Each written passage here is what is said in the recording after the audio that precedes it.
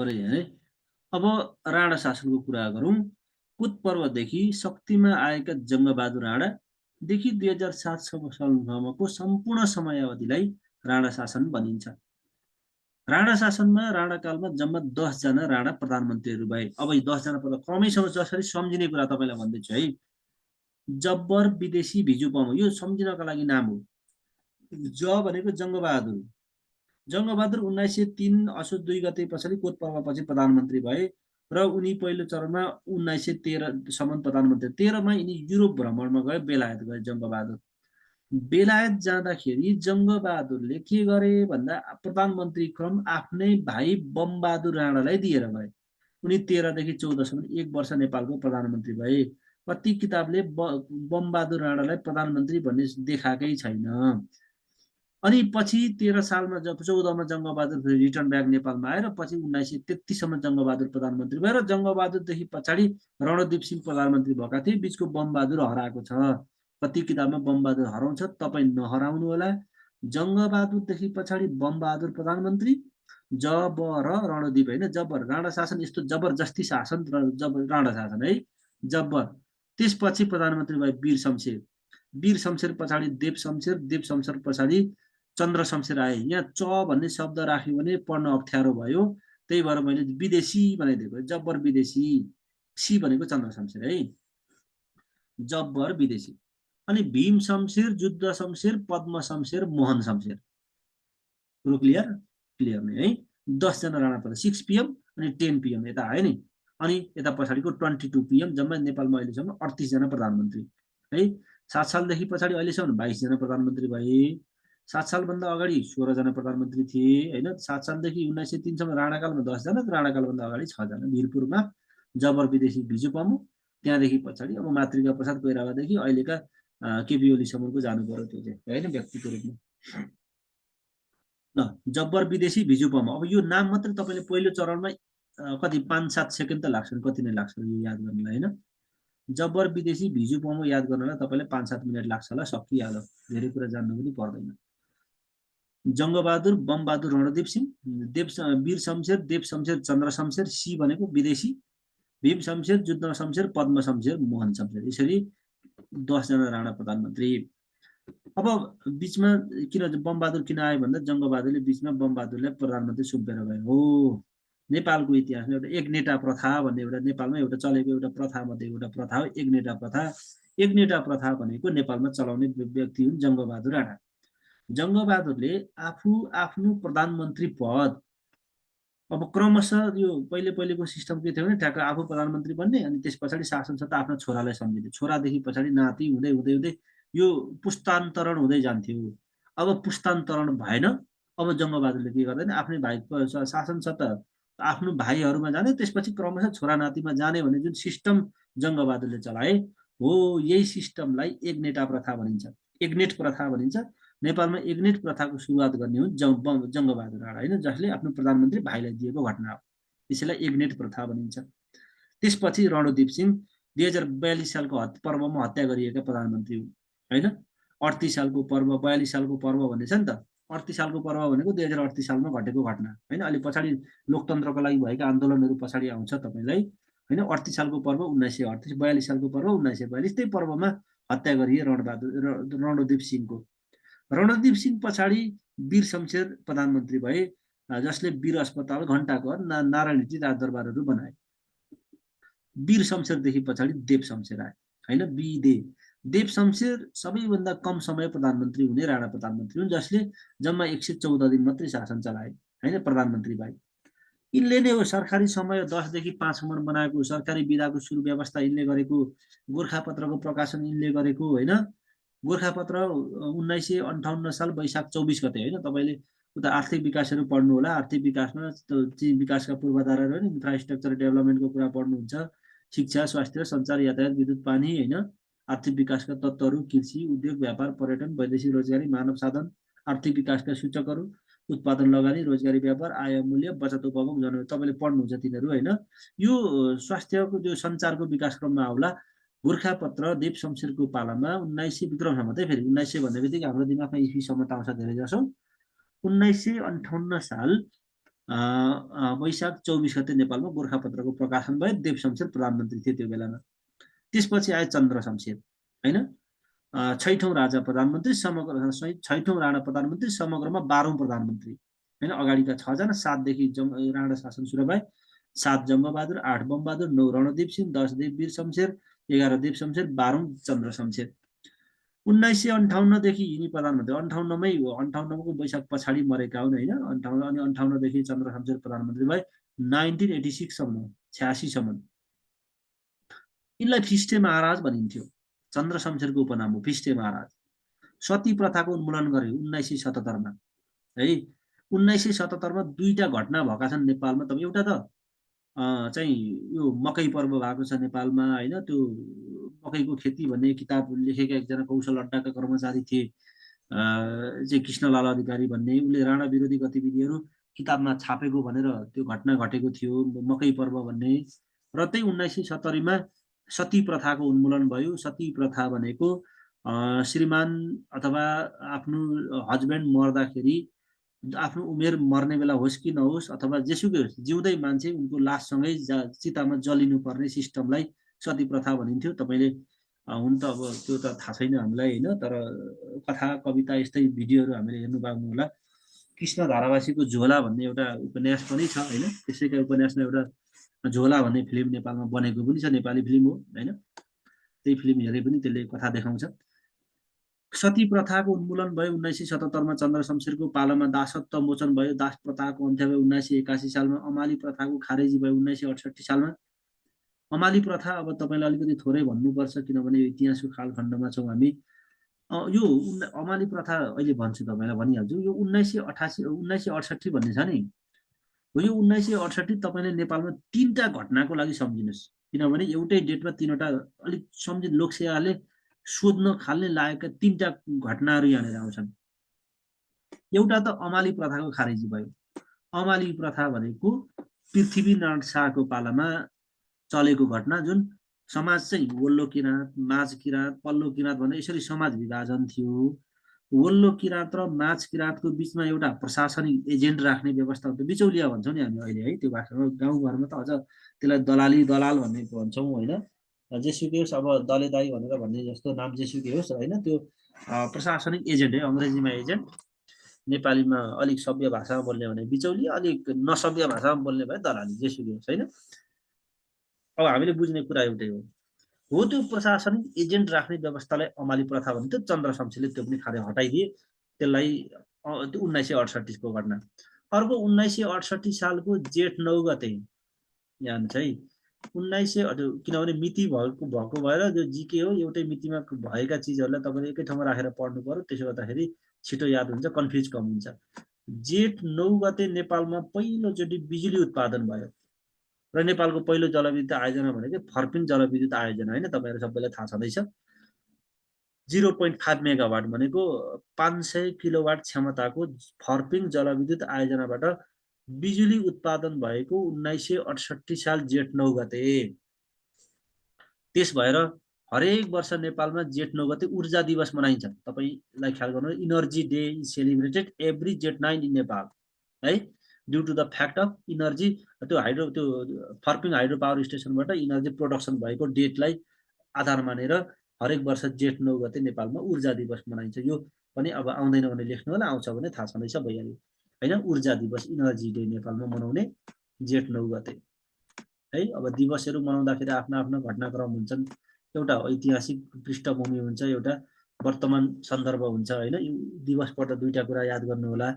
एउटा ऐतिहासिक पृष्ठभूमि हुन्छ, कसरी सुरुवात भयो, कहाँबाट आयो, र प्रेजेन्ट सिनारियो अहिले रिसेन्टली मनाउँदा कसरी मनाइयो, नारा के थियो, यो विषयवस्तु तपाईलाई जुनसुकै दिवस पढ्दाखेरि ख्याल गर्नु। अहिले हामी माघमा छौँ। अस्ति माघी गते नेपालमा फेरि माघी गते पर्छ भने नभन्नु, माघी सङ्क्रान्ति मनाइन्छ भने नभन्नु होला।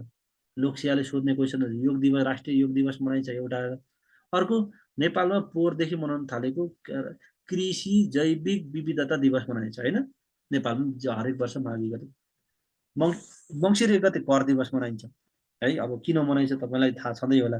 2054 साल मङ्सिर 1 गते नेपालमा भ्याट लागू भएको, भ्यालु एडेड ट्याक्स, मूल्य अभिवृद्धि कर लागू भएको नेपालमा 2054 साल मङ्सिर 1 गते हो त्यसै दिनलाई आधारमा हरेक वर्ष मङ्सिर 9 गते 1 गते नेपालमा मङ्सिर 1 गते कर दिवस, बिजुली बत्ती बलेको भएर जेठ 9 गते ऊर्जा दिवस, 2013 साल असोज 1 गते नेपालमा प्युर साइन्स पढाउने अमृत साइन्स क्याम्पसको स्थापना भयो, असोज 1 गते विज्ञान दिवस होइन। यो ऐतिहासिक पृष्ठभूमि आफ्नो आफ्नो हुन्छ, दिवस त्यस आधारमै मन्छन् होइन। त्यो फेब्रुअरी 2 मा चाहिँ तपाईँ नेपालमा वेटल्यान्ड ऊर्जा के अरे सिमसार दिवस मनाउनु हुन्छ नि। 1971 को फेब्रुअरी 2 देखि त्यहाँ रामसार सम्मेलनदेखि सुरुवात सन्धिबाट सुरुवात भएर आएको विषयवस्तु। जेसुकै म 1968 का 3टा घटना भन्दै थिएँ तपाईँलाई। यो जिके नै हो, जिकेमा जे आउँछ समिँदै जाने हो, जे आउँछ पचाउने हो होइन। हजुर मलाई यसका लागि यिनै हुन् जिकेका लागि। 1968 पहिलो कुरा त हमाली प्रथाको खारेजी भयो। अर्को कुरा त नेपालमा बिजुली उत्पादन भयो जेठ 9 गते, त्यही भएर ऊर्जा दिवस मनाइन्छ। चन्द्र शमशेरको पालो, त्यो चन्द्रज्योति नहर भनिन्थ्यो नि त्यो होइन, फर्पिङ जलविद्युत आयोजनाको पुरानो नाम हो चन्द्रज्योति, चन्द्र शमशेरको आफ्नो नाम। अर्को नेपालमा जनगणनाको सुरुवात भएको है, जनगणना जब सुरु। तपाईँले त्यो दिगो विकास वातावरण विज्ञान पढ्ने बेलामा पढ्नु भएको होला नि त होइन। यो वातावरण विज्ञानको पार्टमा 1.5 को पार्टमा तपाईँले पढ्नु भएको होला। 1.5 वातावरण विज्ञान, 1.6 विज्ञान प्रविधि, त्यो पार्टमा तपाईँले पक्कै पढ्नु भएको छ। नेपालमा जनगणनाको सुरुवात भयो 1968। यसरी यो 1968लाई 3टा मुख्य मुख्य घटनालाई सम्झेर तपाईँले पढ्नु होला होइन। यस्तै विषयवस्तु सोधिन्छन्, सोधेपछि अब नपढी उपाय छैन, के चाहिँ गर्ने।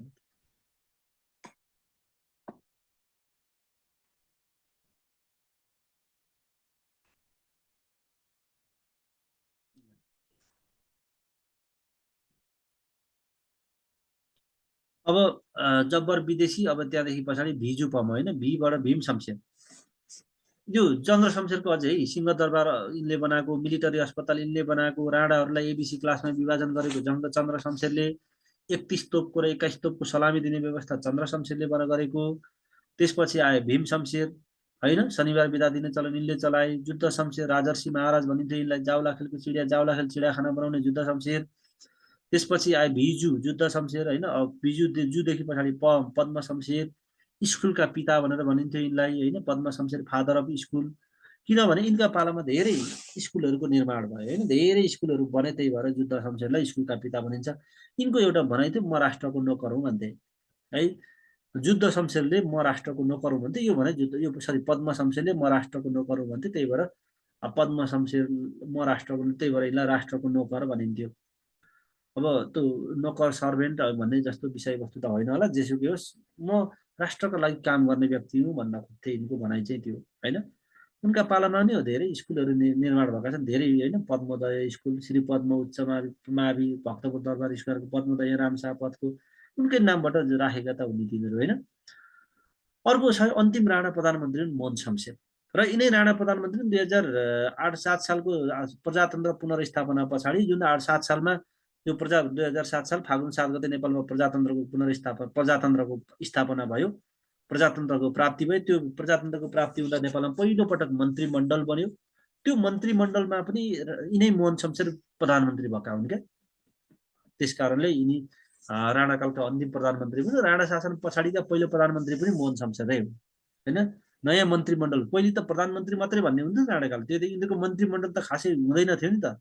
नेपालको पहिलो चाहिँ शिक्षा मन्त्रीको, नेपालको पहिलो चाहिँ यातायात मन्त्रीको, उद्योग मन्त्रीको, नेपालको पहिलो उद्योग मन्त्री हो गणेशमान सिंह होइन, नेपालको पहिलो गृहमन्त्री हो बिपी कोइराला भयो। यिनीहरू त पछिका कार्यकालका मान्छे हो नि त, त्यस कारणले पहिले त्यही प्रधानमन्त्री मात्रै भन्ने हुन्थ्यो। त बाँकी मन्त्रालय जस्तो क्याबिनेटहरू, मन्त्री परिषदहरू त्यो बेला चाहिँ हुँदैन थियो। ल अघि मैले भन्दै थिएँ त अमाली प्रथा भनेको के हो, एकनेट प्रथा भनेको के हो, यो अघि मैले भनिदिइसकेँ, अब तपाईँलाई त्यसलाई रिपिट गर्दिनँ। अब ऐतिहासिक विकास क्रममै छौँ हामी। अब यहाँदेखि थोरै जाउँ सुगौली सन्धिको कुरा। सुगौली सन्धि नेपाल र तत्कालीन इस्ट इन्डिया कम्पनी, यो इस्ट इन्डिया कम्पनी भनेको तपाईँले भारतीय स्वतन्त्रता सङ्ग्राम विश्वको इतिहासमा पढिसक्नु भएको छ, म त्यसलाई धेरै रिपिट गर्दिनँ। सन् 1600 है, अब तपाईँले पढेकै कुरा है, फेरि अब यहाँ फरक कुरा छैन, पढिसक्नु भएको छैन, कसैको मिस भएको भए अब तपाईँलाई इन्फर्मेसन होला। सन् 1600 खासमा त्यो भारतमा व्यापार गर्ने उद्देश्यले पसेको एउटा ब्रिटेनको बेलायती व्यापारी समूह हो यो इस्ट इन्डिया कम्पनी भनेको होइन। र यो करिब 190 वर्ष भारतमा यसले आफ्नो औपनिवेश कायम गरेर 190 वर्ष शासन गर्यो।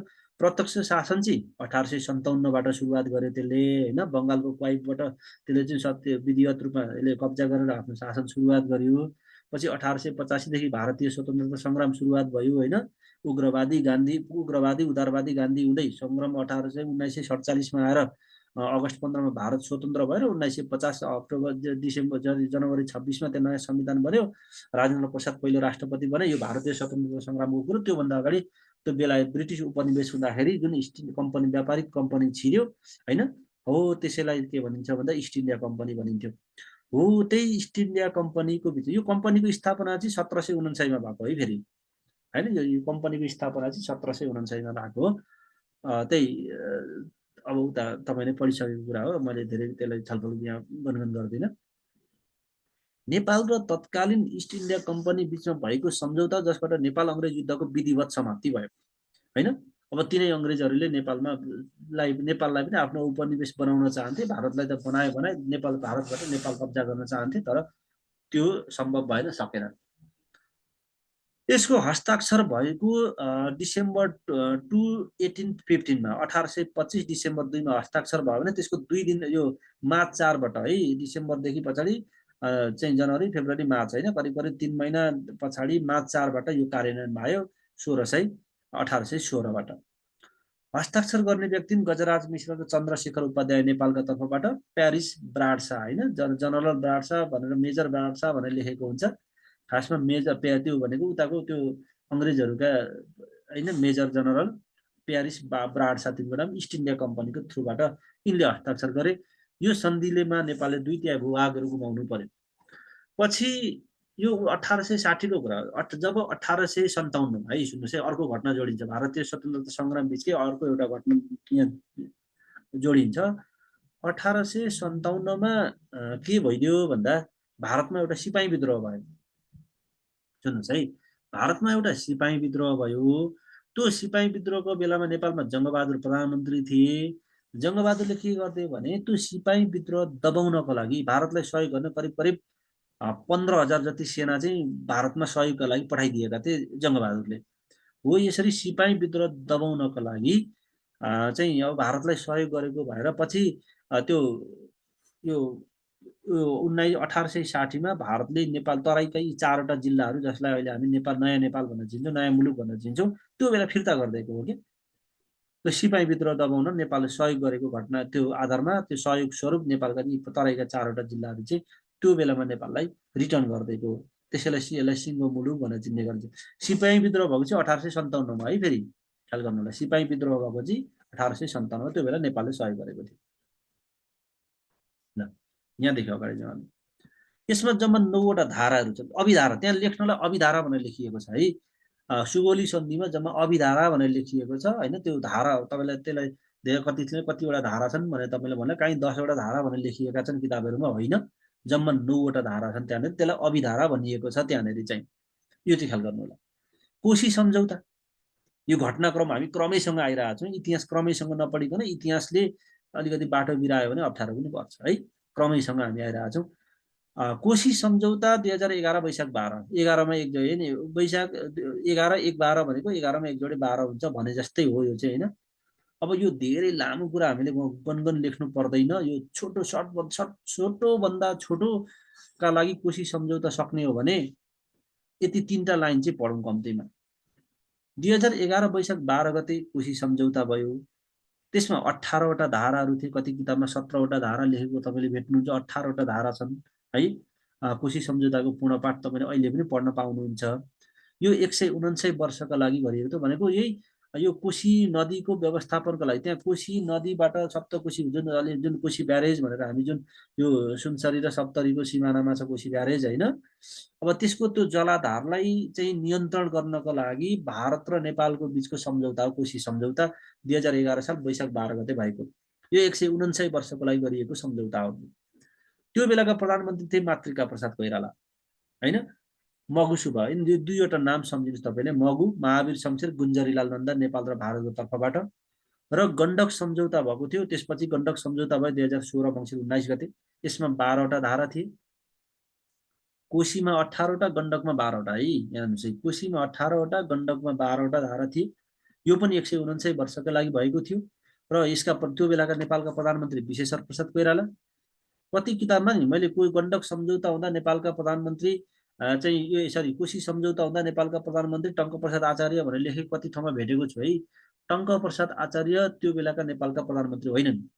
टङ्कप्रसाद आचार्य 2013 सालमा नेपालमा प्रधानमन्त्री भएका। उनका पालामा नेपालमा योजनाबद्ध विकासको सुरुवात भयो। तपाईँ आर्थिक विकासतिर पढ्नु होला होइन, चालु आवधिक योजना र बजेटका कुराहरू तपाईँले पढ्ने बेलामा योजनाबद्ध विकासको क्रम तपाईँले त्यहाँ पढिहाल्नुहुन्छ होइन। 15 वर्ष 2013 देखि नेपालमा योजनाबद्ध विकासको सुरुवात भयो। त्यो सुरुवात गर्ने राजा व्यक्ति प्रधानमन्त्री चाहिँ टङ्कप्रसाद आचार्य हुन्, जसलाई नेपालको इतिहासमा जिउँदो शहीद भनेर चिन्छौँ है। टङ्कप्रसाद आचार्य नेपालको जिउँदो शहीद, जसका पालामा कोशी सम्झौता भयो र गण्डक सम्झौता भयो विश्वेश्वर प्रसाद भयो। किनभने 2016 सालमा नेपालको पहिलो जननिर्वाचित प्रधानमन्त्री हुन् विश्वेश्वर बिपी कोइराला होइन। काङ्ग्रेसका अब आदर्श पुरुष भनिन्छ होइन। अहिलेको नेपाली काङ्ग्रेस जुन पार्टी छ त्यसका आदर्श व्यक्तित्व भन्ने चाहिँ उहाँकै काङ्ग्रेसकै बिपीकै चाहिँ आइडियोलोजीमा काङ्ग्रेस चलेको छ भनिन्छ। 2015 सालमा नेपालमा आम निर्वाचन भयो।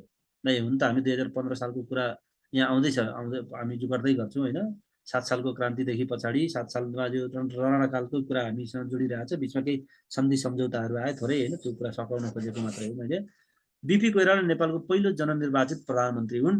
उनकै पालामा 2016 साल मङ्सिर 19 गते गण्डक सम्झौता भयो होइन। यसमा 12वटा धारा थिए। यो पनि 149 वर्षकै लागि गरिएको सम्झौता हो। यसमा हस्ताक्षर गर्ने नेपालका तर्फबाट सुवर्ण शमशेर थिए त्यो बेलाका अर्थमन्त्री होइन। र यो भगवान सहाय भारतको तर्फबाट। अब यो मगु शुभ भन्ने दुईटा शब्द सम्झिनुभयो भने यहाँ चाहिँ मगु अनि सु भ, यो दुईटा शब्द 4वटा शब्द सम्झ्नु भने कोशी सम्झौता र गण्डक सम्झौतामा हस्ताक्षर गर्ने नेपाली र भारतीय भन्ने कुरा बुझ्यौँ। महावीर शमशेर गुन्जरीलाल नन्दा कोशी सम्झौता, सुवर्ण शमशेर भगवान सहाय गण्डक सम्झौता होइन। यो क्रमैसँग मगु शुभ, महावीर शमशेर गुन्जरीलाल नन्दा, सुवर्ण शमशेर भगवान सहाय सकिहाल्यो। कोही अनि अर्को महाकाली सन्धि पनि छ होइन। टनकपुर ब्यारेज बनाउने कुरा, त्यहाँ माथि पुल बनाउने कुरा महाकाली नदीको, यो शेरबहादुर देउवा प्रधानमन्त्री भएको भयो। उनीहरूले आफैले हस्ताक्षर गरेको यो सम्झौता हो। शेरबहादुर देउवा 2052 सालको कुरा है। तपाईँहरू त नजन्मिकन शेरबहादुर देउवा प्रधानमन्त्री भएका मान्छे, 5औं पटक त भइसक्यो होइन। अझै 2 त हुने त उनको योगै बाँकी छ, हाते रौँदा ज्योतिषीले भनेअनुसार। अब यो 2052 साल माघ 29 गते गरिएको सम्झौता, यसमा 12वटा धारा थिए होइन। गण्डकमा नि 12वटा, यो महाकाली सन्धिमा नि 12वटा। यो 75 वर्षका लागि गरिएको सम्झौता हो। 75 इयर्सको लागि गरिएको सम्झौता हो। नेपालका तर्फबाट प्रधानमन्त्री स्वयं शेरबहादुर देउवाले, यो त्यो बेलाका प्रधानमन्त्री पनि हो, स्वयं आफै हस्ताक्षर गरेका, र भारतको तर्फबाट पीभी नरसिंह रावल है, यिनले सम्झौता गरेको यो गण्डक सम्झौता। शान्ति तथा मैत्री सम्झौता होइन। त्यो नेपाल र भारत बिचको 1950 को शान्ति, खालि 1950 को सन्धि पुनरावलोकन गर्ने, इपिजी चाहिँ ग्रुप बनाउने भनेर खुब नेताहरूले भाषण गरेको हामी सुन्छौँ होइन। इपिजी समूहमा यो कुरा उठाउनु पर्यो, चाहिँ प्रधानमन्त्री भारत घुम्न गएको बेला चाहिँ अब त्यो शान्ति मैत्रीको कुरा उठाउनु पर्यो, संशोधन गर्नु पर्यो भन्ने कुरा चल्छ। प्रतिपक्षीले उठाउँछन् अनि त्यही प्रतिपक्षी कुनै बेला सत्तापक्षी हुन्छ अनि कुरा बिर्सिहाल्छन्, अनि त्यो अहिलेको सत्तापक्षीले फेरि त्यही कुरा उठाउँछ होइन। यो दोहोरी चलिरहन्छ त्यहाँभित्र। जेसुकै तिनीहरूको बिचमा दोहोरी चले पनि चलोस्, हाम्रा बिचमा लोकसेवाले क्वेसन सोधिदिन्छ, हामीले कन्टेन्ट जान्नु छ, अब बाँकी व्यावहारिक कुरा छँदैछ। 1950 जुलाई 31 भएको सम्झौता हो, जसका 10वटा धाराहरू थिए, जसमा शान्ति तथा मैत्री सन्धिमा 10वटा धाराहरू थिए, 10 आर्टिकल थिए त्यहाँभित्र। मोहन शमशेर नेपालका त्यो बेलाको तत्कालीन प्रधानमन्त्री हुन्। 1950 हुँदा नेपालको प्रधानमन्त्री मोहन शमशेर थिए र त्यो बेला प्रधानमन्त्री पनि थिए, आफै नेपालको तर्फबाट हस्ताक्षर गरेर चन्द्रेश्वर प्रसाद सीपीएन सिंह भनेर लेख्ने गरे। धेरै ठाउँमा सीपीएन सिंह भनेर लेखेको छ है। यो यिनको पुरा नाम हो चन्द्रेश्वर प्रसाद नारायण सिंह हो। नाम पनि कति लामो छ है। यहाँ त 4-5 जना मान्छेको नाम एकै ठाउँ होइन। चन्द्रेश्वर सिंह पनि एउटा नाम हुन्छ, प्रसाद सिंह पनि एउटा नाम हुन्छ, नारायण सिंह पनि प्रसाद एउटा नाम हुन्छ होइन। 3-3 जनाको नाम त एकैजनाको नाम रहेछ यो, चन्द्रेश्वर प्रसाद नारायण सिंह सीपीएन सिंह होइन, यो भारतको तर्फबाट। अब यो सन्धि कति बेर लागू हुने भनेको समय सीमा तोकिएको छैन। यो महाकाली यो शान्ति तथा मैत्री सन्धि चाहिँ जस्तो कोशी र गण्डकी सम्झौता 149 वर्षको लागि भयो, गण्डक सम्झौता 75 वर्षको लागि भए जस्तो यो शान्ति तथा मैत्री सन्धिको कति बेरमा अन्त्य हुने भन्दा यो कुनै एक मुलुक, दुईटा मुलुक, यो नेपाल र भारत बिचकै सन्धि है, फेरि है यो शान्ति तथा मैत्री सन्धि पनि नेपाल र भारत, त्यो बाइलेटरल एग्रिमेन्ट नै हो। यो पनि सन्धि त बाइलेटरल हुन्छन्, मल्टिल्याटरल हुन्छन् होइन, यो पनि बाइलेटरल सन्धि नै हो। कुनै एक मुलुकले एक वर्षको भाका दिई यो सन्धिको अन्त्य गर्न नखोजेसम्म यो सन्धि लागू हुन्छ। जस्तो मानिलौँ म यो शान्ति र मैत्री सन्धि म मान्दिनँ भनेर यदि नेपालले यो कुरा गर्छ भने, जस्तो अहिले दियो भने अब अर्को वर्ष मात्र यो सन्धि तोड्न सक्छ। कम्तीमा एक वर्षको समय सीमा राखेर म यो सन्धि अब म होइन, म यहाँ यसलाई अब यो चाहिँ अब एग्रिमेन्ट चाहिँ हामीले चाहिँ अब यसलाई चाहिँ डिलिट गरौँ अथवा एग्रिमेन्टलाई चाहिँ हामी यसलाई चाहिँ बदर गरौँ, रद्द गरौँ, क्यान्सल गरौँ भनेर जुन प्रस्ताव पेश गर्छ, एउटा कुनै एउटा भारतले पनि त्यो गर्न सक्छ, नेपालले पनि त्यो गर्न सक्छ होइन, किनभने दुइटै एकअर्कामा प्रोफिटेड भएनन् मतलब बेनिफिटेड भएनन् भने यसले काम गर्दैन। जबसम्म बेनिफिटेड हुन्छ त्यो कार्यान्वयन रहन्छ। अब मलाई अब ठिक लाग्न छोड्यो अथवा मैले चाहिँ अब भयो शान्ति मैत्री सन्धिले मलाई पुग्यो भन्ने जस्तो लाग्छ भने कम्तीमा एक वर्षको भाका दिएर यो सन्धि तोड्नुपर्ने कारण सहित प्रस्ताव पेश गर्नु पर्यो र एक वर्षभित्र, अनि बाँकी रहेको एक वर्षमा यो सन्धि खारेज हुने प्रावधान राखिएको छ। त्यहाँभित्र लेखिएको व्यवस्था चाहिँ यही छ है, शान्ति तथा मैत्री। त्यही भएर पुनरावलोकन गर्ने भनेर नेताहरूले भन्ने कारण चाहिँ त्यही होला। अब यहाँदेखि चाहिँ हाम्रो 38 सालको पर्व है, लोकतन्त्रको लागि भएका विभिन्न पर्व। 38 साल भन्ने बित्तिकै राणाकालकै कुरा भयो। राणाकालमा बिचमा जति पनि पर्वहरू भयो नि, राणाकालको बिचमा जति पनि पर्वहरू भए, यी सबै पर्व जति राणा शासन अन्त्य गर्ने नै, राणा शासन विरुद्धकै नै पर्व हुन्।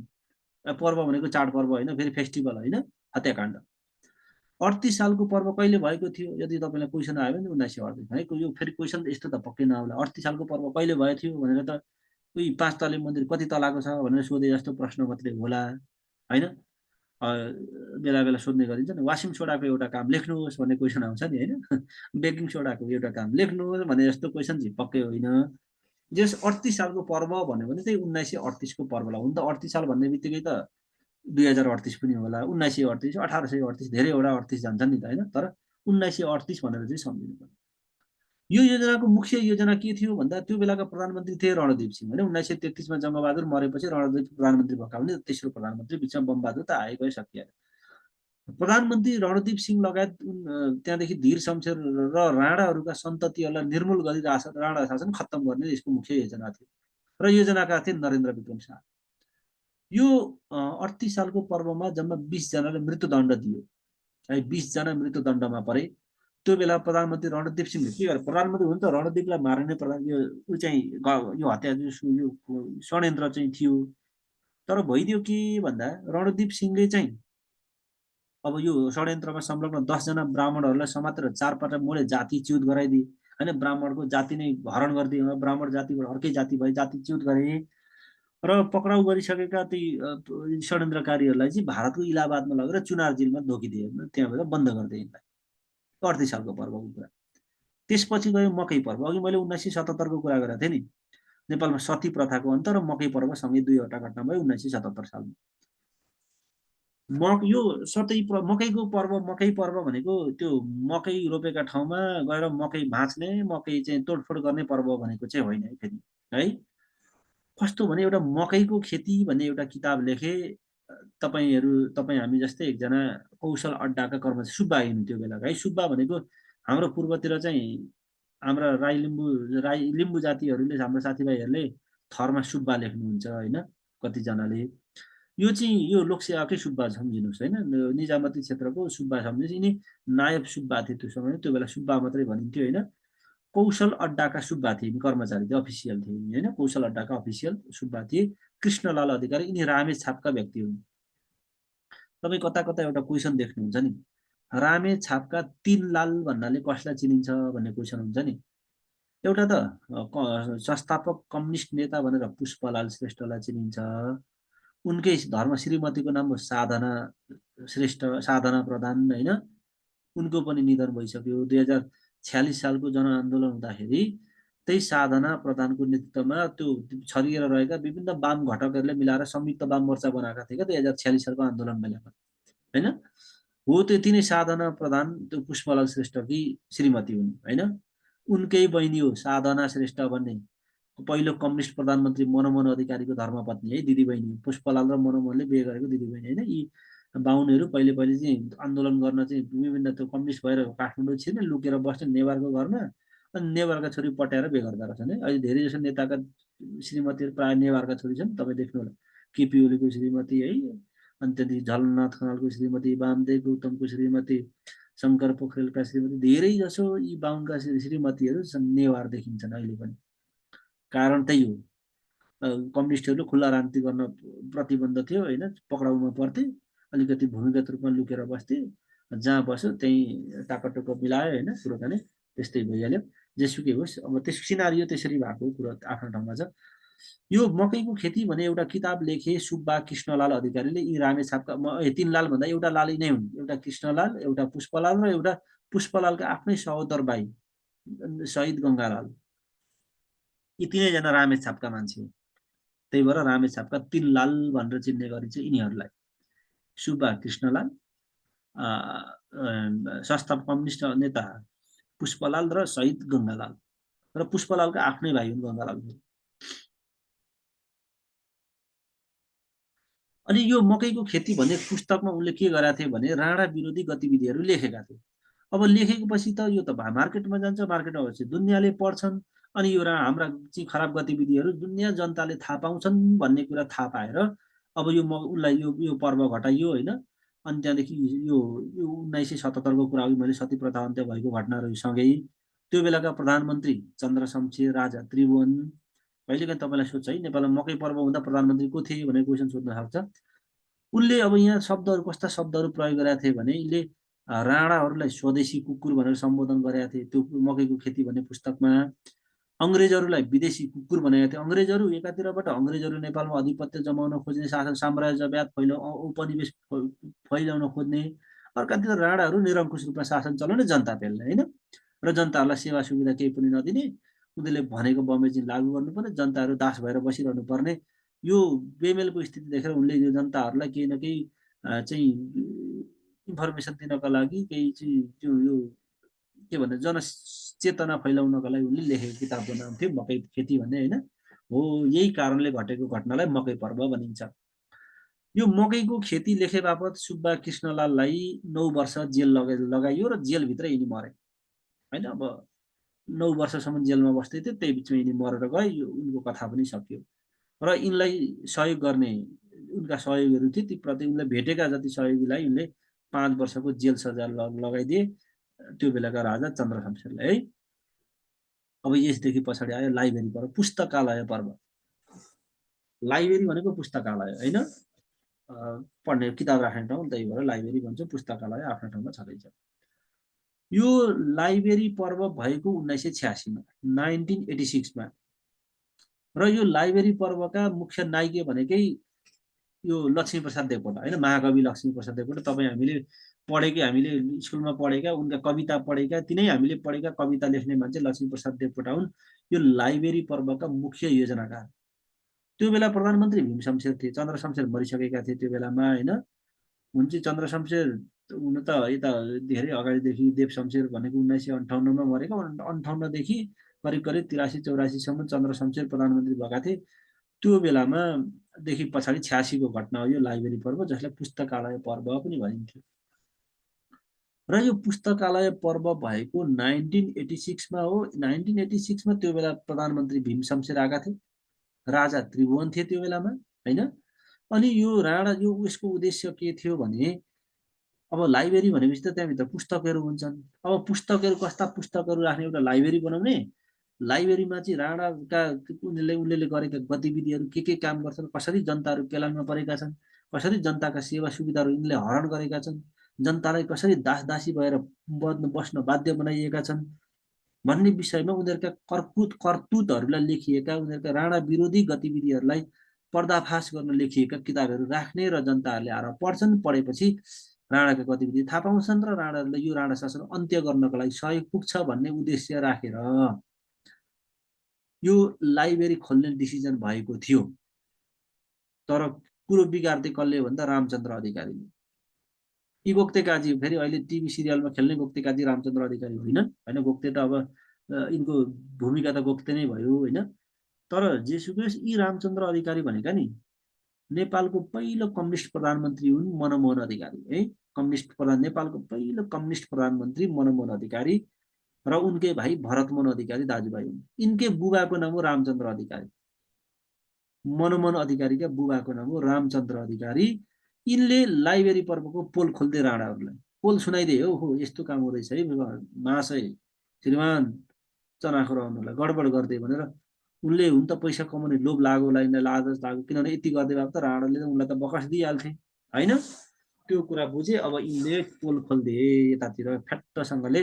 राणाले पोल खोलिदिइसकेपछि के भयो त भन्दा यो लक्ष्मीप्रसाद देवकोटा त्यो बेलाका मुख्य योजनाकार, यिनलाई सहयोग गर्ने शहीद शुक्रराज शास्त्री होइन। शुक्रराज शास्त्री यो लक्ष्मीप्रसादलाई सहयोग गर्ने मुख्य अर्का एजेन्ट हुन्, अर्का सहयोगी हुन् शुक्रराज शास्त्री। 4 शहीद मध्येका एक होइन, जेठा शहीद भन्छ। शुक्रराज शास्त्री र लक्ष्मीप्रसाद देवकोटा अब राणाहरूले पक्राउ पऱ्यो। तर यिनीहरूलाई मार्न चाहिँ मार, किनभने खोल्ने भनेर योजना मात्रै थियो नि त होइन, खोल्न पनि पाएका थिएनन्, योजना मात्रै गराए नि त। मलाई पनि फेरि अमेरिका जान मन लाग्यो यार, कति पैसा लाग्छ भनेर सोचिरहेको छु भनेर सोच्ने त पैसा लागेन नि होइन, 0 रुपियाँमा पनि सोच्न त पाइयो। योजना मात्रै बनाएको थियो तर काम भइसकेको थिएन। त्यस कारणले यिनलाई सजाय चाहिँ के गरिदियो भन्दा लक्ष्मीप्रसाद देवकोटा लगायतमा त्यहाँ 45 जना युवाहरूको एउटा जत्था थियो त्यहाँनिर है। लक्ष्मीप्रसाद देवकोटा लगायत 45 जना युवाहरूको त्यहाँ एउटा सङ्गठन बनिराखेको थियो, उनीहरूको एउटा समूह थियो।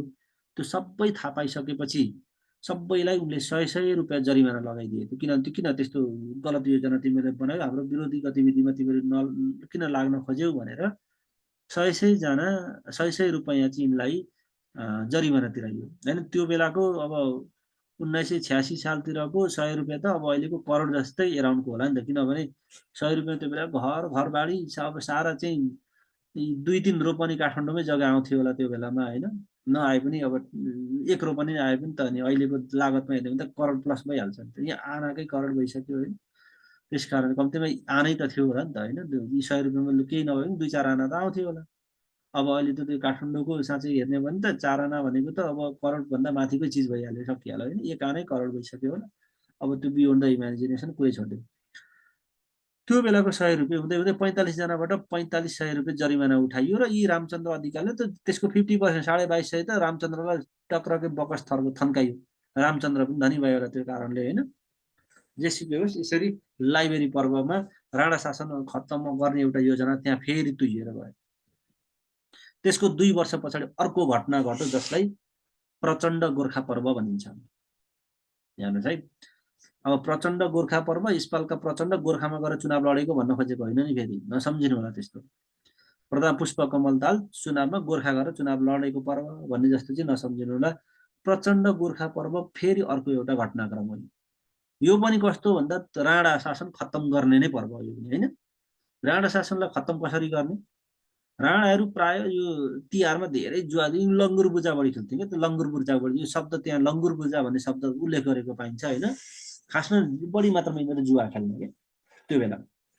र राणाहरू यसरी तिहारको समयमा एकदमै धेरै जुवा खेल्छन्। यही बेलामा यिनलाई के गर्ने त बम प्रहार गर्ने र यिनको सपरिवार जुवा खेलेकै ठाउँमा एउटा चाहिँ परिवारै अन्त्य गरिदिइसकेपछि त यिनको छोरादेखि नातिसम्म परिवारै 3 पुस्ता खत्तम गरिदिएपछि त अब नाति नै अन्त्य गरिदिइसकेपछि त नातिदेखि पछाडि जन्माउने मान्छे नै हुँदैन। नभएपछि यिनका त शासन त यहीँ खत्तम हुन्छन् भनेर युवाहरूले एउटा योजना बनाए। त्यो योजना चाहिँ त्यसको मुख्य उद्देश्य राणा शासन अन्त्य गर्ने नै हो। त्यो बेलाको प्रधानमन्त्री पनि भीम शमशेर राजा त्रिभुवन 1988 को घटना होइन। यो लाइब्रेरी पर्व 1986 को, त्यसको 2 वर्ष पछाडि प्रचण्ड गोर्खा पर्व। र त्यो योजनाको मुख्य योजनाकार उमेश विक्रम शाह थिए है। उमेश विक्रम शाह ले मुख्य योजना बनाएका थिए। योजना चाहिँ कस्तो थियो भन्दा तिहारमा जुवा खेलेकै समयमा राणाहरूलाई बम प्रहार गरी हत्या गर्ने र राणा शासन खत्तम गर्ने थियो। अब यो पनि सफल हुन सकेन, किनभने कारण के थियो भने यहाँ एकजना खुरापाती मान्छे निस्के लक्ष्मण राजा भने, नाम मात्रका राजा, काम चाहिँ खुरापातीका राजा होइन। अर्कातिर किन यिनले योजना फेरि विफल बनाइदिन के राणाहरूलाई पोल सुनाइदिने। त्यो राणाहरू समक्ष पोल खोल्ने व्यक्ति थियो लक्ष्मण राजा भन्ने होइन। अब को थिए के थिए छुट्टै कुरा। अगाडि चाहिँ रामचन्द्र अधिकारीले लाइब्रेरी पर्वको पोल खोल्दै जस्तो यो लक्ष्मण राजाले प्रचण्ड गोर्खा पक्षको पोल खोलिदिए। पोल खोलिदिइसकेपछि अब यी मुख्य योजनाकार उमेश विक्रम शाहलाई निर्वासनमा पठाइयो। अनि होइन यो त योजनै मात्रै बन्दै थियो है, यो योजनै मात्रै बन्दै थियो, तर बम प्रहार गरिसकेका थिएनन्। पहिले पत्ता त्यो घटनाक्रम पहिले थाहा भइसकिहाल्यो होइन। त्यसपछि कुरो बिग्रेर गयो। यो घटनामा पक्राउ परेर आजीवन कारावासको सजाय पाएका दुईजना व्यक्ति थिए, रङ्गनाथ शर्मा र खड्गमान सिंह। र यही जेल जीवन बसेका बेला यो खड्गमान सिंहले एउटा किताब लेखेका थिए, जेलमा 20 वर्ष भनेर। तपाईँले परीक्षामा सोध्दा जेलमा 20 वर्ष किताबका लेखक कौन भन्दा यिनै खड्गमान सिंह है। स्वर्गको दरबार शुक्रराज शास्त्रीले लेखेको किताब है यो। यहाँ पनि राणा विरोधी गतिविधिहरू नै त्यो सँगसँगै त्यही बेलामा आएको किताबहरू भएको भएर मैले लेखिदिएँ। एउटा जेलमा 20 वर्ष खड्गमान सिंह, यदि रङ्गनाथ चाहिँ त्यो जेलभित्रै मरेका हुन् खासमा होइन। अनि यो होइन त्यो रङ्ग होइन त्यो सरी त्यो प्रजातन्त्रको 2007 सालको प्रजातन्त्र पछाडि यिनीहरू रिहा भएका हुन्, त्यो जेलबाट मुक्त भएका हुन्। अघिका ती कृष्णलाल अधिकारी छन्, जेलभित्रै मरेका चाहिँ कृष्णलाल अधिकारी हुन्, ती लाइब्रेरी पर्वका कुरा सरी के अरे त्यो मकै पर्वका राइटर, मकैको खेतीका राइटर कृष्णलाल चाहिँ त्यो 9 वर्षसम्म जेलमा बस्दा बस्दै तीभित्र मरेका। र यिनलाई चाहिँ आजीवन कारावास राणाहरूले जिन्दगीभरि जेलमा बस्ने सजाय दिएका हुन्। तर 7 सालको प्रजातन्त्रपछि यिनीहरू जेलबाट मुक्त भएका हुन्। र त्यही जेलमा रहँदा खड्गमान सिंहले लेखेको किताब हो खड्ग जेलका 20 वर्ष भनेर। स्वर्गको दरबार शुक्रराज शास्त्रीको कृति। अब हामी जाउँ इतिहास कालखण्डलाई 2007 सालको क्रान्तिमा आइपुग्यौँ हामी होइन, क्रमैसँग जान्छ। अब 38 सालको पर्व पनि राणा शासन अन्त्य गर्ने, 42 सालको पर्व पनि राणा शासन अन्त्य गर्ने, 77 को मकै पर्व पनि राणा शासन अन्त्य गर्ने, अनि 86 को लाइब्रेरी पर्व पनि राणा शासन अन्त्य गर्ने, 88 को प्रचण्ड गोर्खा पनि राणा शासन अन्त्य गर्ने। यी कुनै पनि घटनाक्रमले के गर्न सकेन भन्दा राणा शासन अन्त्य गर्न सकेन। अब जनता जागेको जागेकै जागेको जागेकै जागेको जागेकै फेरि के भयो त 7 सालमा आइपुग्यो। अब यहाँ फेरि अब एकदम झन् ठुलो अब क्रान्ति भयो। अब जनताहरू पनि अलिक धेरै बाठा भइसक्यो नि त त्यो बेलामा। पहिले पो किताब स्कुलहरू खोल्दैन थिए, जनताका छोराछोरीले पढ्नै हुँदैन थियो, अरूका कुरा छोड, आफ्ना छोरालाई अङ्ग्रेजी पढाऊ भने राणाहरूले पुरै आफ्ना छोराछोरी पढ्नको लागि मात्रै स्कुल बनाउँथे होइन, अङ्ग्रेजी आफ्ना छोराछोरीलाई मात्रै पढाउने होइन, दरबार स्कुल खोलेर अङ्ग्रेजी पढाउने राणाकै छोराछोरीलाई मात्रै। यो दुनियाँ काम त्यहाँ सर्वसाधारणको त कहीँ भूमिकै थिएन। सर्वसाधारण त हो यस्तै दासदासी नै भएर नोकर चाकरै भएर बस्नुपर्ने होइन, चाहिँ पेलिएरै बस्नुपर्ने, दबिएरै बस्नुपर्ने, थिचोमिचो सहेरै बस्नुपर्ने। अब सब घटनाक्रमले गर्दाखेरि के भइदियो त भन्दा अब यी जनताहरू फेरि रैतीहरू है, त्यो उनीहरू चाहिँ अब रैतीहरू फेरि जाग्दै जाग्दै जाग्दै जाग्दै जाग्दै आए र 2007 सालको क्रान्ति भयो। अब यो 7 सालको क्रान्तिको घटनाक्रम पनि क्रमैसँग तपाईँ हेर्दै जानुहोस् है।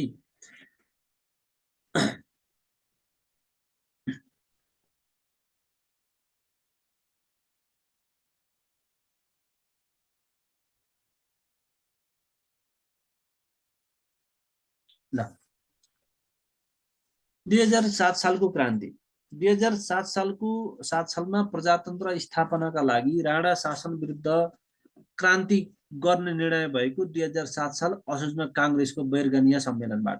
भारतको बैरगनियामा किनभने देशभित्र खुल्लमखुल्ला राजनीति गर्न, यसरी सङ्घ सङ्गठनहरू भेला हुन, गुट उपगुटहरू बन्नका लागि, सङ्गठनिक कामहरू गर्नका लागि एकदम गाह्रो थियो होइन। अनि भारतमा यिनीहरूले एउटा सम्मेलन गर्यो, नेपालको त्यो बेलाको काङ्ग्रेस, नेपालको पुरानो पार्टी होइन।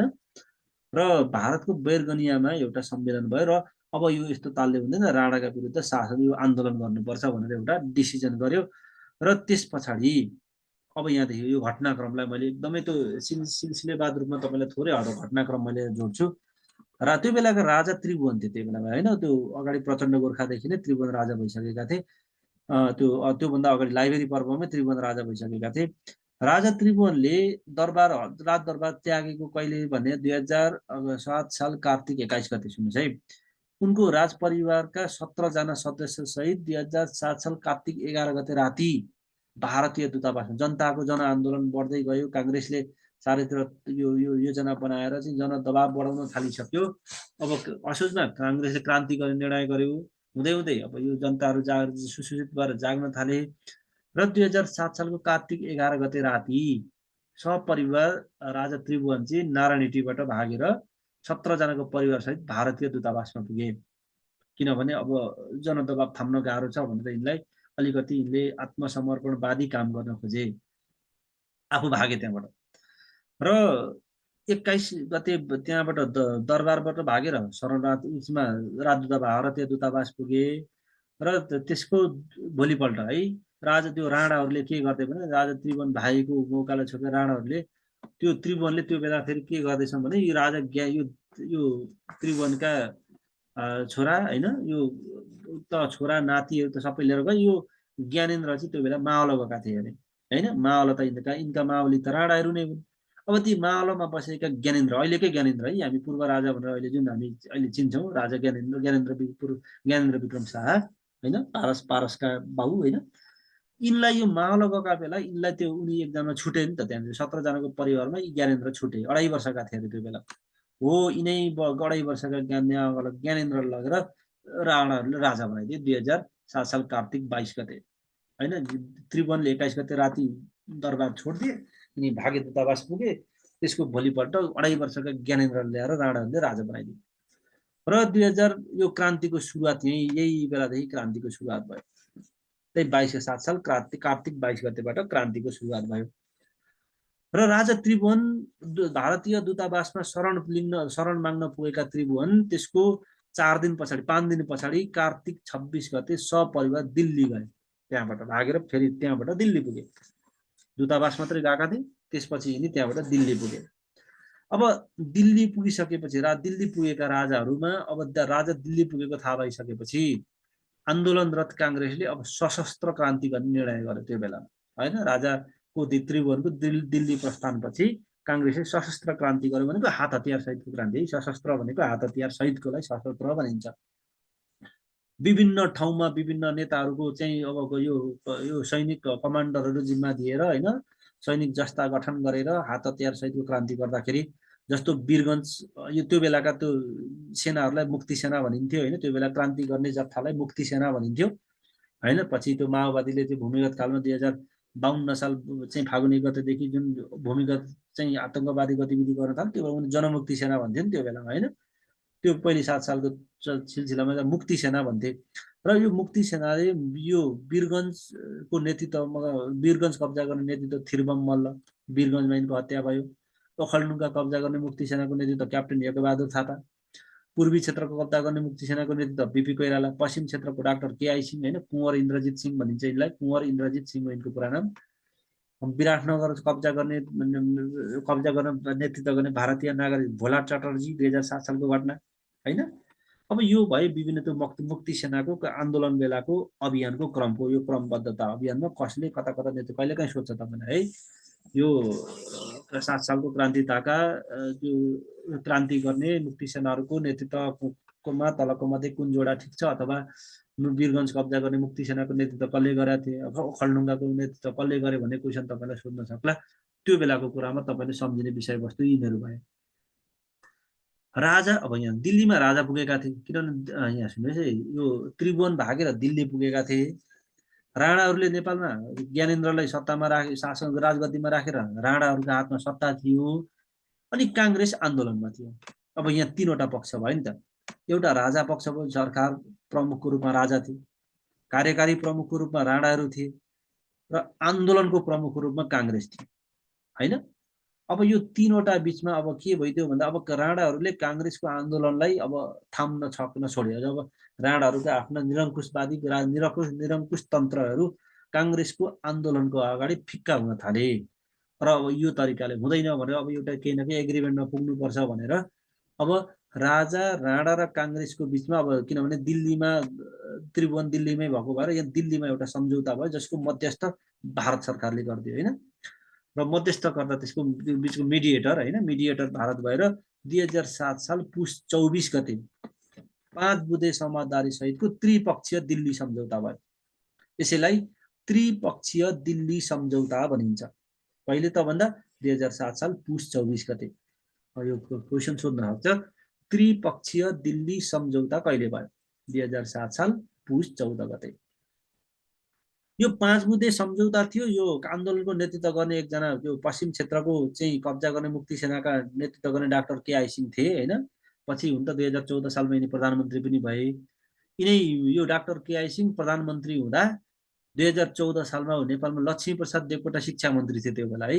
लक्ष्मी तिनै अघि लाइब्रेरी पर्वका नायकी लक्ष्मीप्रसाद देवकोटा 2014 सालमा नेपालमा शिक्षा मन्त्री थिए। पछि 16 सालमा त यिनको निधन पनि भइहाल्यो, मरिहाल्यो। 2007 साल पुस 14 गते त्रिपक्षीय दिल्ली सम्झौता भयो राजा राणा र काङ्ग्रेसको बिचमा। 5 बुँदे सम्झौता थियो त्यहाँनिर होइन। 5 बुँदे भनेको चाहिँ अब यसरी राणा शासनलाई यो एक किसिमले सेफ ल्यान्डिङ गर्ने, जनपक्षीय चाहिँ अब एउटा नयाँ सरकार बनाउने र यसमा जनताका माग सम्बोधन मुद्दा सहितका कुराहरू सम्बोधन गर्ने, काङ्ग्रेस पनि सत्तामा जाने, यसरी यो विभिन्न 5वटा बुँदा सहितका 5 बुँदे सहमति भयो। त्यो सहमतिको डाक्टर केआई सिंहले चाहिँ विरोध गरे, मानेनन् ती होइन, यस्तो सहमति हुँदैन, विरोध गरे। तर अब विरोध उनको विरोध खासै अब अर्थपूर्ण भएन र यो प्रक्रिया अगाडि बढ्यो र क्रान्ति रोकियो। माघ 1 गते 2007 साल माघ 1 गतेबाट क्रान्ति रोकियो। फागुन 4 गते त्रिभुवन स्वदेश फिर्ता आए। तपाईँलाई क्वेसन सोध्न सक्छ राजा त्रिभुवनले कति दिन दरबार छाडे भनेर। 104 दिन दरबार छोडेका थिए राजा त्रिभुवनले। 104 दिन दरबार छोडेका थिए त्यो घटनामा 2007 सालको क्रान्ति हुँदाखेरि। किनभने कार्तिक 21 गतेबाट यिनी फागुन 7 गतेसम्म दरबार बाहिर रहे नि त। कार्तिक 21बाट फागुन 4 सम्म हेर्ने हो भने यो जम्मा 104 दिन हुन्छ है। त्यति बेरसम्म यिनले दरबार छोडे र कार्तिक 4 गते नेपालमा फर्केर त्यो स्वदेश फिर्ता आएका त्रिभुवनले फागुन 4 गते स्वदेश फिर्ता भएका त्रिभुवनले अनि फागुन 7 गते नेपालमा प्रजातन्त्रको घोषणा गरे है। शाही घोषणा हुन्थ्यो नि त होइन। हामीले जनताको नासु जनतालाई नै फिर्ता गरी बक्सेका छौँ, श्री पशुपतिनाथले हामी सबैको रक्षा गरून् कल्याण गरून् भनेर उनले एउटा शाही घोषणा गर्ने उनीहरूको सिस्टम हुन्थ्यो, परिपाटी हुन्थ्यो।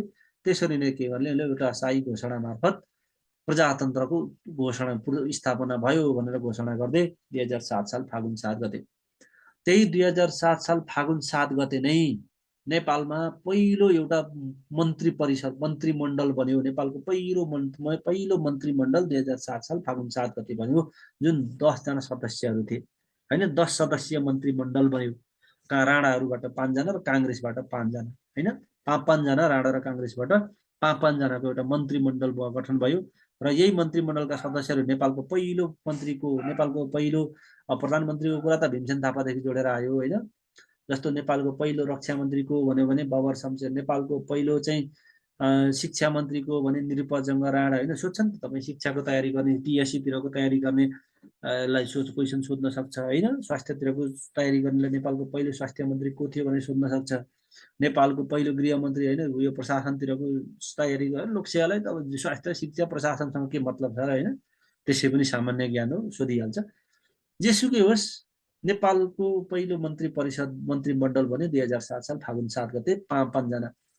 अब यहाँ यो यज्ञबहादुर बस्नेत बाहिरका मान्छे भएर पनि राणाको तर्फबाट त्यो बेला स्वास्थ्य मन्त्री भएका थिए। सुवर्ण शमशेर राणा भएर पनि प्रधानमन्त्री यो काङ्ग्रेसको तर्फबाट अर्थमन्त्री भएको। नेपालको पहिलो अर्थमन्त्री हो सुवर्ण शमशेर। तपाईँलाई थाहा छ नेपालमा पहिलोचोटि बजेट ल्याउने मान्छे, नेपालमा पहिले बजेट पेश गर्ने व्यक्ति सुवर्ण शमशेर, यही मन्त्री परिषदको यो बेला अर्थमन्त्री थिए नि हो। यही मन्त्रीमण्डल 2008 साल माघ 21 गते नेपालमा पहिलोचोटि बजेट प्रसारण, नेपालमा पहिलो बजेट आएको 2008 साल माघ 21 गते। अन्त तपाईँले आर्थिक विकास बजेटहरू भन्ने त टपिक नै छँदैछ, पढिहाल्नुहुन्छ हो। त यिनै सुवर्ण शमशेर हुन् नेपालको पहिलो अर्थमन्त्री। गणेश मानसिंह होइन, लौह पुरुष जसलाई हामी आइरन म्यान भन्छौँ नि, आइरन म्यान है, लौह पुरुष आइरन म्यान, फलामी मान्छे होइन, आइरन म्यानको फलाम हो होइन। यी गणेश मानसिंहका छोरा हुन् प्रकाश मानसिंह, अहिलेका नेपाली काङ्ग्रेस पार्टीका उपसभापति होइन, काठमाडौँ क्षेत्र नम्बर 1 का प्रतिनिधि सभाका सांसद। यो यहाँ अहिले म ठ्याक्कै यहाँ बसेको हाम्रो बानेश्वर एरिया पर्छ, यो उहाँकै क्षेत्र पर्छ यहाँनिर। यो गणेश मानसिंह नेपालको पहिलो उद्योग मन्त्री होइन। यातायात मन्त्री भद्रकाली मिश्र, खाद्य तथा कृषि मन्त्री भरतमणि शर्मा होइन, बिपी कोइराला गृहमन्त्री, सुवर्ण शमशेर अर्थमन्त्री, गणेश मानसिंह उद्योग। मु ब चुन्द्री ए बिसु ग भव, यो तपाईँ नाम सम्झिनु भए पनि हुन्छ है। यो मु ब चुन्द्री ए सजिलो पनि छ। मु ब चुन्द्री ए बिसु ग भव, अगाडिबाट सम्झिँदै जानु भने सम्झेर मु ब चुन्द्री ए बिसु ग भव, मु ब चुन्द्री ए बिसु ग भव सम्झ्यो भने यी 10 जनाको मन्त्रीमण्डल तपाईँलाई याद भइहाल्छ है। अघिदेखि हामी भन्दैछौँ है। फेरि द्रवपु छ, यी नाम कति याद गर्ने क्या हामीले। अब द्रवपु छोरा डकेरुपिना, अघि पृथ्वीनारायण शाहभन्दा अगाडिका राजाहरू 9 जना, शाहवंशीय राजाहरू। पृथ्वीनारायण शाहदेखि ज्ञानेन्द्रसम्म आउँदाका 13 जना होइन, प्रि प्रगी रासुत्रै पितृ म विधि क्या। प्रधानमन्त्री राणाकालभन्दा अगाडिका 6 जना, भिरपुर फमा राणाकालका 10 जना, जब्बर विदेशी भिजु पम्बो, त्यस पछाडिका 22 जना, नाम सबै कण्ठ भएन। केपी ओली अन्तिम प्रधानमन्त्री, त्योभन्दा अगाडिको सुशील कोइराला, त्योभन्दा अगाडिको चाहिँ खिलराज रेग्मी, त्योभन्दा अगाडिको बाबुराम भट्टराई, त्योभन्दा अगाडिको झलनाथ खनाल, त्योभन्दा अगाडिको माकुने, त्योभन्दा अगाडिको प्रचण्ड दाल, त्योभन्दा अगाडिको गिरिजा प्रसाद कोइराला, त्योभन्दा अगाडिको शेरबहादुर देउवा 2059-61 साल पुग्छ। त्योभन्दा अगाडिका चाहिँ अब अकण्ठ नगर्नु सबै है, दिमागले कति थाम्नु। अब यहाँ फेरि 7 सालको मन्त्रीमण्डल आयो, मो ब चुन्द्री एक विशु ग भव भनेर। अब सम्झिनुहोस्, अब अगाडिका 5 वटा राणाको तर्फबाट, पछाडिका 5 वटा काङ्ग्रेसको तर्फबाट। अलिकति अगाडि जाउँ है। यो 2036 सालको जनमत सङ्ग्रहदेखिको पाठ अब हामी अर्को दिन पढौँला। अब आजको क्लास चाहिँ यहाँ यो थोरै म नेपालको पहिलो आम निर्वाचन है, अलिकति थोरै अब यहाँ भएका केही घटनाक्रमलाई सम्झिनु पर्ने घटनाक्रमलाई याद चाहिँ गर्नै पर्यो नि त, नगरी त कहाँ हुन्छ होइन। नेपालको पहिलो आम निर्वाचन भयो 2015 साल फागुन 7 देखि 16 साल वैशाख 21 गतेसम्म। याद हुन्छ है, अब कुराकानी आउँछ नि त। नेपालको पहिलो आम निर्वाचन 2015 साल फागुन 7 देखि 2016 साल वैशाख 11 गतेसम्म। लामो, अलिक लामो समय, अहिलेको जस्तै एकै दिन निर्वाचन हुँदैन थियो होइन। यो भौगोलिक परिवेश अनुसार फरक फरक ठाउँमा फरक फरक तरिकाबाट यो काम निर्वाचन भयो। र यसको वैशाख 21 गते निर्वाचन सम्पन्न भयो र वैशाख 28 गते त्यसको एक हप्ता पछाडि नतिजा सार्वजनिक भयो। र यो नेपालको इतिहासको पहिलो आम निर्वाचन पनि, संसदीय निर्वाचन पनि। त्यो बेलामा सबैभन्दा ठुलो दल भएर नेपाली, अहिलेको जुन काङ्ग्रेस, नेपाली काङ्ग्रेस पहिलो पार्टी, ठुलो पार्टी बन्यो र उसले बहुमतको सरकार बनाइदियो त्यही बेलामा होइन। त्यसले बहुमत सिट उसले, काङ्ग्रेसले जितेको थियो होइन। त्यो बेलामा मलाई लाग्छ 109 वटा प्रतिनिधि सभा सदस्य मध्ये 86 कि 87 सिट त काङ्ग्रेसले जितेको थियो अरे है। त्यो इतिहास अब तपाईँले पढ्नु, खोजेर पढ्नु भए पाइहाल्नुहुन्छ। 15 सालको आम निर्वाचनको नतिजा परिणाम भन्नु भने अहिले पनि तपाईँले निर्वाचन आयोगको वेबसाइटमा तपाईँले अहिले पनि पाउनु होला होइन। अब त्यो आवश्यक परे हेर्नु होला र आवश्यक नपरे अब त्यो चाहिँदैन पनि। र यहाँको मुख्य र यही निर्वाचनबाट त्यो बेला काङ्ग्रेसका प्रमुख होइन बिपी कोइराला, त्यो बेला काङ्ग्रेस हाँक्ने लिडरमा पर्नुहुन्थ्यो, आदर्श पुरुष पर्नुहुन्थ्यो। बिपी कोइराला पहिलो जननिर्वाचित सरकारको प्रधानमन्त्री हुनुभयो। नेपालको पहिलो जननिर्वाचित प्रधानमन्त्री, डाइरेक्ट इलेक्टेड प्राइम मिनिस्टर भनेकै बिपी कोइराला। र उनकै नेतृत्वमा 2016 साल जेठ 13 गते, सुन्नुहोस् है, 2016 साल जेठ 13 गते बिपी कोइरालाको नेतृत्वमा पहिलो एउटा 19 सदस्यीय सरकार बन्यो। र यो जननिर्वाचित, इतिहासमा पहिलो जननिर्वाचित प्रधानमन्त्री भनेर बिपी कोइराला भएर यो संसदका सभामुख भए कृष्ण प्रसाद भट्टराई, किशुनजी भन्छौँ नि हामी होइन। यिनको एउटा भनाइ अहिलेसम्म एकदमै प्रसिद्ध छ नि, I am unmarried but not bachelor. यो कृष्ण प्रसाद भट्टराईको भनाइ है। अब त्यो अब के इतिहासमा लेख्ने भनाइ हो कि नलेख्ने भनाइ हो, आई डोन्ट नो। तर कृष्ण प्रसाद भट्टराई अविवाहित थिए होइन। अब कसैले, अब कमेडियनहरूले जोक्स बनाएका हुन् कि त्यो चाहिँ मलाई थाहा भएन, तर यिनले त्यसो भन्थे अरे। अब जेसुकै होस्, यिनी विवाहित थिएनन्, I am unmarried but not bachelor भन्थे अरे। उनको भनाइ है त्यो चाहिँ फेरि। अब मैले भनेको होइन, सुनेकै कुरा मात्रै हो, तपाईँहरूले नि सुन्नु त भएको होला कता कता। र यही नेपालको पहिलो सभामुख पनि हो, हाउस, त्यो स्पिकर अफ हाउस भन्छौँ नि हामीले, व्यवस्थापिका अहिलेका जुन देवराज घिमिरे होइन, झापा क्षेत्र नम्बर 2बाट अस्ति जितेका सांसद होइन। अहिले त झापालाई त लट्ठी परेको नि। प्रतिनिधि सभाको सांसद कृष्ण, यो देवराज घिमिरे झापाकै, सभामुख झापाकै कृष्ण देवराज घिमिरे, उपसभामुख इन्दिरा राणा मगर झापाकै। अहिले जुन कृष्ण प्रसाद सिटौला हाम्रै क्षेत्रबाट हार्नुभएको, राजेन्द्र लिङ्गदेनले जित्नु भएको थियो, अहिले राप्रपा अध्यक्ष राजेन्द्र लिङ्गदेन हाम्रै क्षेत्रको सांसद हो होइन, झापा क्षेत्र नम्बर 3बाट। त्यो बेलामा कृष्ण प्रसाद सिटौला त्यो बेला हार्नुभएको, अहिले हिजोअस्ति यो बुढाहरूको सभामा उहाँ जितेर आउनु भएको छ। अब उहाँ राष्ट्रसभाको अध्यक्ष बन्दै हुनुहुन्छ। घटनाक्रमले त्यही देखाइरहेछ, किनभने गठबन्धन छ। गठबन्धन भएपछि अब आफूलाई पुग्दो चाहिँ मत पाइहाल्नुहुन्छ, भइहाल्नुहुन्छ, समस्या छैन होइन। प्रतिनिधि सभाको सभा प्रमुख पनि झापाकै, उपप्रमुख पनि झापाकै, राष्ट्रिय सभाको प्रमुख पनि झापाकै होइन। अब जस अब धेरै जसो मुख्यमन्त्रीहरू पनि झापाकै भए, बिचमा हिक्मत कार्की झापाकै, पछि चाहिँ उद्धववाद उता उता 1 नम्बर प्रदेश कोशी प्रदेशको कुरा होइन, अनि उद्धव थापा झापाकै। अब के कुरा गर्नु, अब राजनीतिको अब ठुलै इपिसेन्टरै झापा हो, अब कुरै छ त्यो होइन, जेसुकै होस्। र यिनै कृष्ण प्रसाद भट्टराई हुन्। अब अहिले मैले भनेको चाहिँ कृष्ण सिटौलाको कुरा गरेँ है, फेरि अर्कै फेरि गलत अर्थ नलागोस्। यो कृष्ण प्रसाद भट्टराई नै हुन् पछि नेपालको पहिलो सभामुख होइन, अहिले हुँदै हुँदै हुँदै अहिलेका सभामुख देवराज घिमिरे। निर्दलीय पञ्चायती व्यवस्थाको उदय भयो र अब यहाँदेखि निर्दलीय पञ्चायती व्यवस्था भनेको राजनीतिक दलहरूमाथि राजनीतिक गतिविधिहरू गर्न नहुने गरी प्रतिबन्ध लगाइएको अवस्थालाई निर्दलीय पञ्चायती व्यवस्था भनिन्छ है। त्यो बेला गाउँ गाउँ पञ्चायत भनेर भन्ने चलन थियो। हुन त यो पञ्चायतको कुरा व्यवस्था चाहिँ 2019 सालको नेपालको संविधानले त्यो बेला चाहिँ राष्ट्रिय पञ्चायत प्रतिनिधि सभालाई नै राष्ट्रिय पञ्चायत त्यो बेलाको व्यवस्थापिकालाई राष्ट्रिय, तपाईँले इतिहास के अरे यो संविधान पढिसक्नुभयो होइन। नेपाल सरकार वैधानिक कानुनदेखि नेपालको अन्तरिम शासन विधान, नेपाल अधिराज्यको संविधान 2015, नेपालको संविधान 2019, नेपाल अधिराज्यको संविधान 2047, नेपालको अन्तरिम संविधान 2063 र नेपालको संविधान 2072 गरी तपाईँले 7वटा संविधान पढ्नुभयो, लागू भएका 6वटा संविधान पढ्नुभयो।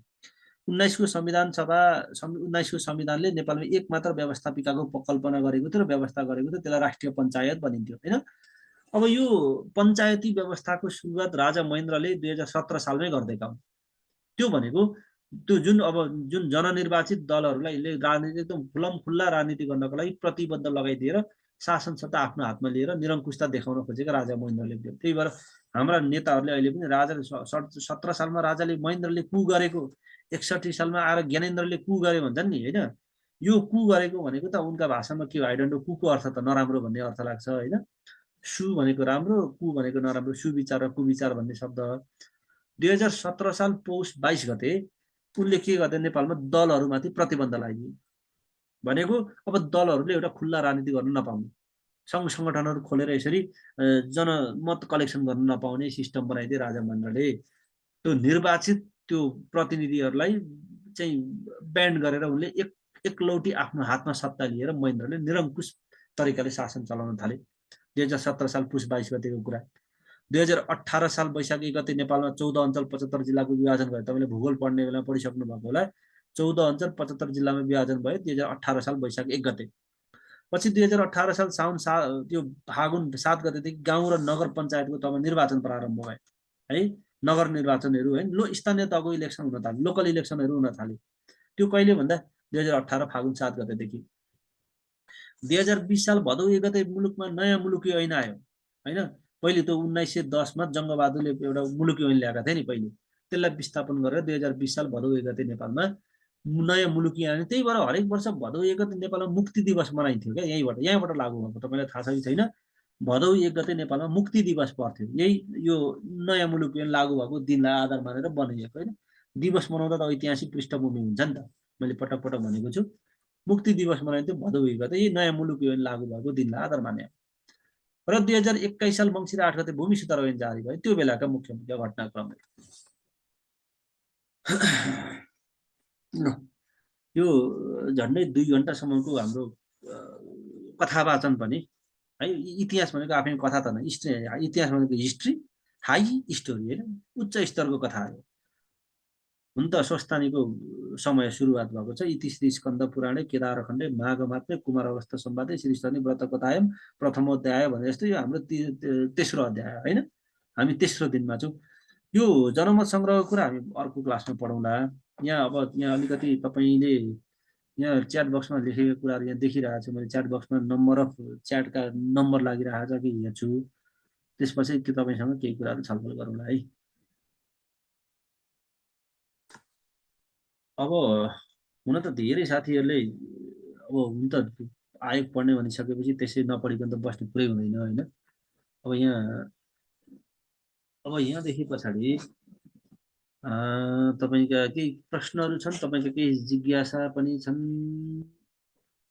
यहाँ जिके पनि झाकभाकै भन्नुभएको छ, त्यस्तो भन्न खोजेको होइन सर, आफ्नो ठाउँमा कुरा छँदैछ।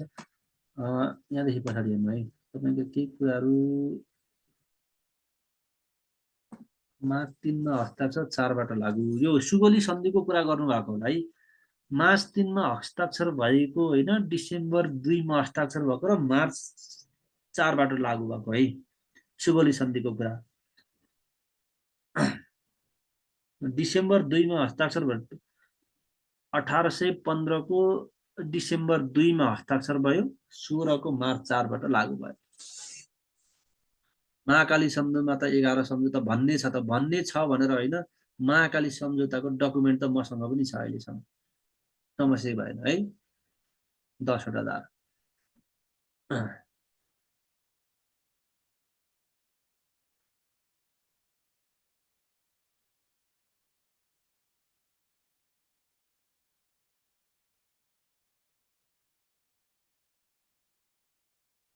आमासँग हुने उमेर 2.5 वर्षको ज्ञानेलाई मामली घर किन छोडेछन्?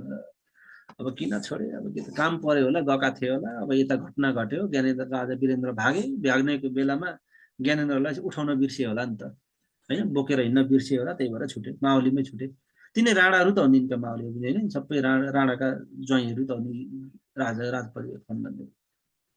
यो दिपेन्द्रको कुरा पनि त त्यही थियो नि होइन, देवायनी राणा अहिलेका ती चाहिँ पशुपति शमशेरकी छोरी कि के भन्ने कुरा थियो होइन, पशुपति शमशेरकी छोरी होइन त देवायनी राणा, दिपेन्द्रको प्रेमिका भनेर त्यो कुरा गर्थे नि। त्यही प्रेमिकाको कुरामा अहिलेको घटनाक्रममा भन्न चाहिँ मान्छेले बाहिर के भनिरहेछ भने त्यो देवायनीसँग बिहेको कुरा चलिरहेको थियो, अनि त्यो साहब खानदान चाहिँ त्यो राणाको छोरी बिहे नगर भन्ने, दिपेन्द्र त्यो गरिहाल्न खोज्ने, कुरा नमिलेर दिपेन्द्रले हत्या गरेको सपरिवार भनेर जुन बाहिर घटनाक्रम त्यसरी समाचारहरू पनि आयो नि होइन, बिचरा किन मार्थ्यो होला र। ब्रह्म मातृका प्रसाद कोइरालाको पालामा कसैले के लेख्नु भएको छ? हुन्छ सर, आजलाई यति नै गरौँ सर, अब 10 बजे ल ठिक छ, अब यो आजको क्लास यति नै गरौँ, धेरै पनि भयो। ल यसो बेला बेला तपाईँहरूले त्यो लिङ्क पनि हेर्दै गर्नु ल, तपाईँलाई काम लाग्ने विषयवस्तुहरू मैले त्यहाँ पनि पठाइदिएको हुन्छ है। ल सबैलाई good night, have a nice time ahead भन्ने। हस्, थ्याङ्क यू सर।